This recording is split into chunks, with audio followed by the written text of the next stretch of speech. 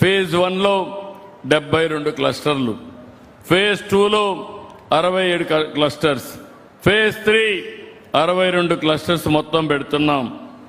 ఇక్కడికి వచ్చినప్పుడు మార్కాపూర్ మొత్తం మీ గిద్దలూరు నియోజకవర్గం ఫేజ్ 1లో 56 RSKsని 9,000 హెక్టార్లు హార్టికల్చర్ ఏర్పాటు చేయడానికి ప్రభుత్వం సిద్ధంగా ఉన్నాం.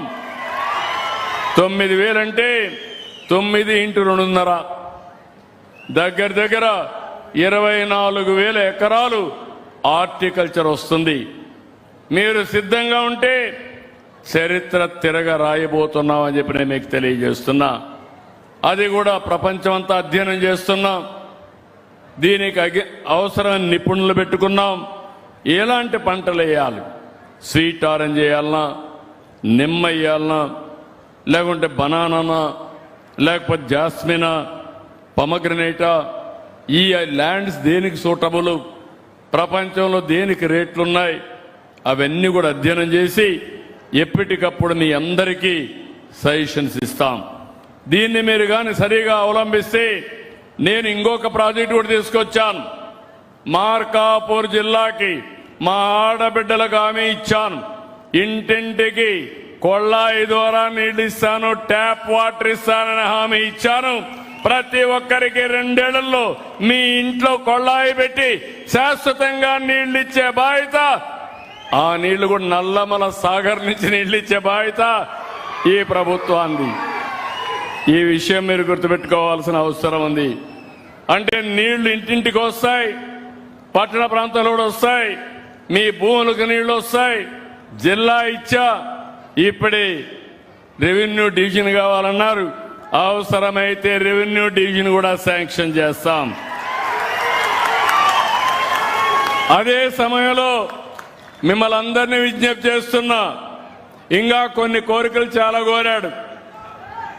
గిద్దలూరు టౌన్లో రోడ్లు అవన్నీ అడిగాడు, నీళ్లన్నీ ఇస్తున్నాం, దానికి కూడా కొంత డబ్బులు ఇచ్చి అవి కూడా చేస్తాం.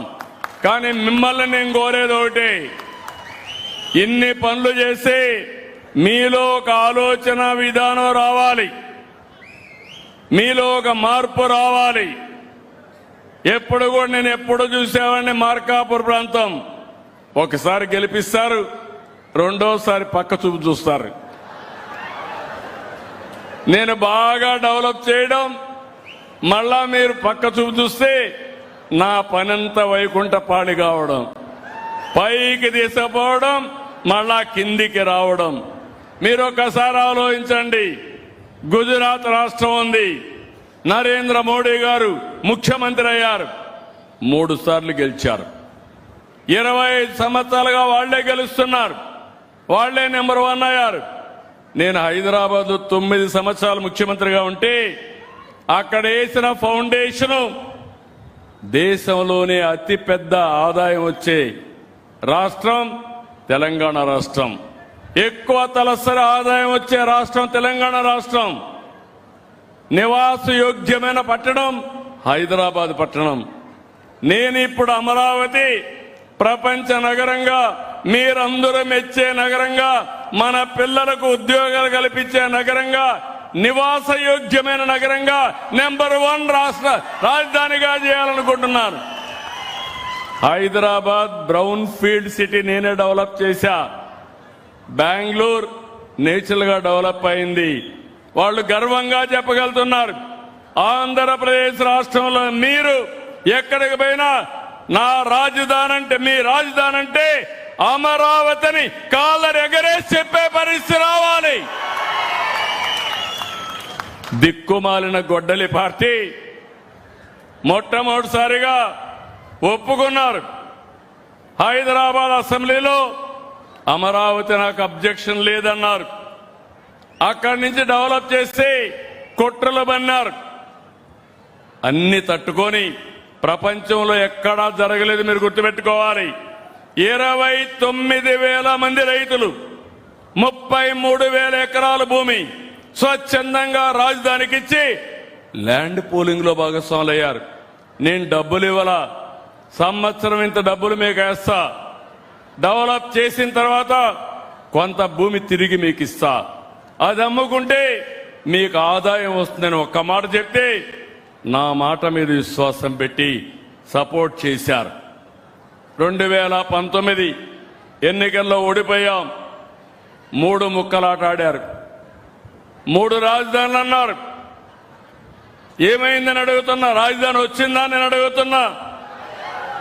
5 ఏళ్లు కాలక్షేపం చేశారు.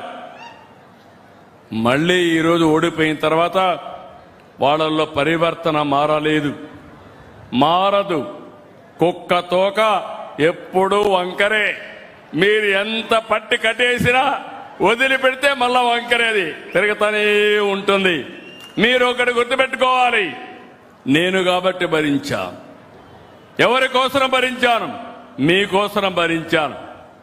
నేను ముఖ్యమంత్రిగా ఉంటే బాబాయిని చంపి నా చేతిలో కత్తి పెట్టి సాక్షిలో నారాసుర రక్త చరిత్రను రాస్తే మీరు కూడా నమ్మి ఓట్లేస్తే ఈ గిద్దలూరులో కూడా నేను ఓడిపోయి పెద్ద మెజార్టీతో ఓడిపోయాం. మళ్ళీ ఈ రోజు మీరు గెలిపించారు. 65,000 ఓట్లతో అప్పుడు ఓడిపోతే తిరిగి చరిత్ర రాశారు మీరు. అంటే మోసాలు చేయడంలో దిట్ట. మీరు ఆ విషయం గుర్తుపెట్టుకోవాలి. ఈ రోజు మళ్ళీ నిన్నొచ్చి అంటున్నారు మ్యావిగన్ అంట. అమరావతికి చట్టం కూడా రాజ్యసభలో అయిపోయింది, ఎవరు మార్చలేరు.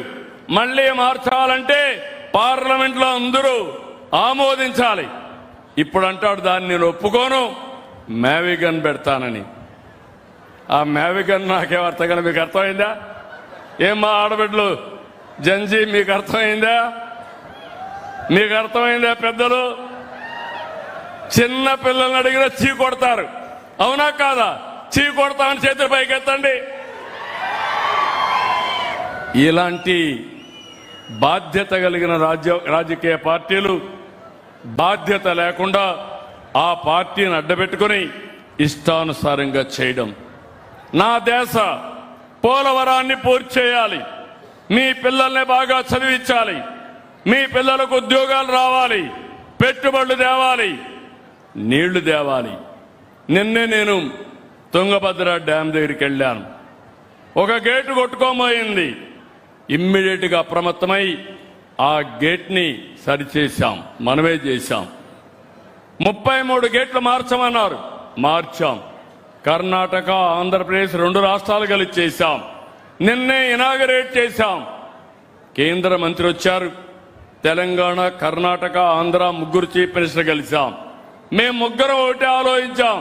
4 కలిసి కేంద్రం సహకరించాలి, మనం కూడా సహకరించాలి. 3 రాష్ట్రాల్లో ఉండే రైతుల యొక్క ఇబ్బందులు దృష్టిలో పెట్టుకొని వాళ్ళ లాభం కోసం పనిచేద్దామని మేము ఒక నిర్ణయం చేశాం. ఈరోజు అందుకే నదుల అనుసంధానం, గంగా కావేరి కావాలి.